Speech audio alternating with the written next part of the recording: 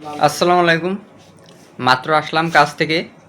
তো কাজ থেকে আসার পরপরই আমার সিনিয়র ভাই পঙ্কজ ভাই সে কিন্তু বলল যে সালমান চলো আজকে পুরি বানাই, একসাথে পুরি বানাই খাই। তো আমি ভাবলাম যে খাওয়া যাক, মেলাদিন খাইনি। অনেক আগে সিঙ্গাড়া খাইছিলাম, আপনারা ভিডিওতে দেখছেন হয়তো। আসছি, আসার সাথে সাথে কিন্তু আমরা পুরি বানানো শুরু করে দিছি। মানে যে কথা সেই কাজ, কারণ মেলাদিন খাইনি, খাওয়া লাগবে। এই যে আমাদের পঙ্কজ ভাই, পঙ্কজ ভাই সব কিছুতে দক্ষ। এই যে একেবারে বাংলাদেশের পুরীর মতো। হ্যাঁ পঙ্কজ ভাই, আর কি কি বানাতে পারেন আপনি? মোটামুটি সবই রান্না করতে পারি, বানাইতেও পারি, যে সকল ধরনের নাস্তা আইটেম। ও, শেফ হওয়ার অনেক ইচ্ছা ছিল, কিন্তু ওইদিকে আর পড়াশোনার চাপে আর শেফ হইতে পারলাম না। সমস্যা নেই, জাপানে আপনি রেস্টুরেন্টে ঢুকতে পারবেন সহজে, আপনার যেহেতু অভিজ্ঞতা রয়েছে। আর এইদিকে কিন্তু অনেকগুলা রয়েছে পুরি, এই সবগুলো কিন্তু ভাজা হবে। বাংলাদেশে কিন্তু বেশিরভাগ সময় ডালের যে পুরি ওইগুলা পাওয়া যায়।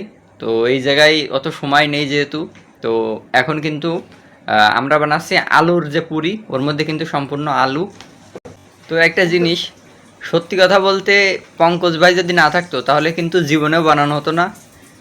কারণ হিসেবে যদি বলি, আমি জাপানে যখন নতুন আসছিলাম 4 মাস আগে, তো 4 মাস আগে আমি একটা আটার প্যাকেট কিনে আনছিলাম 250 থেকে 300 ইয়েন দিয়ে। তো যেভাবে এনে রেখে দিয়েছি এখনও ঠিক সেইভাবে আছে। আপনাদের যদি দেখাই, মানে বিশ্বাস করবেন না, তো দেখাই আপনাদের। এই যে দেখেন, নিচে রেখে দিয়েছিলাম।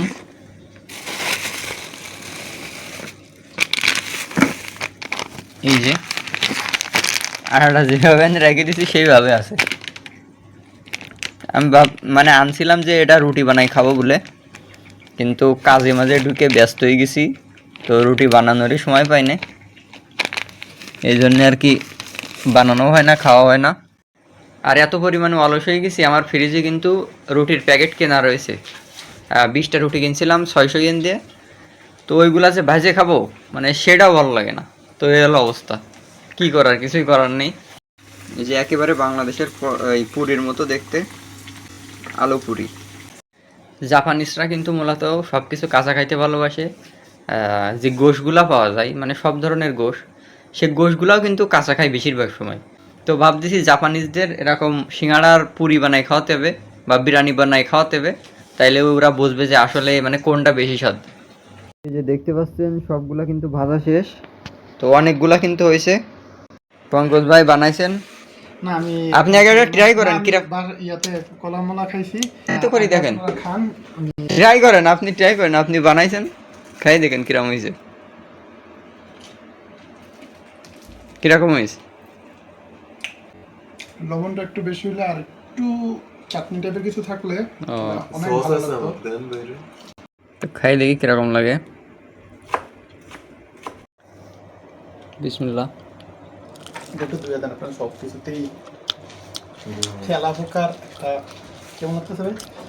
লবণটা একটু বেশি হলে আর একটু ভিতরে ভালোই লাগতেছে। আসলে আমি লবণ কম খাই, তো আমার কাছে আমি লবণ কম খাই, চিনি চিনি খাই না। ও না, থিকনেস আছে তো।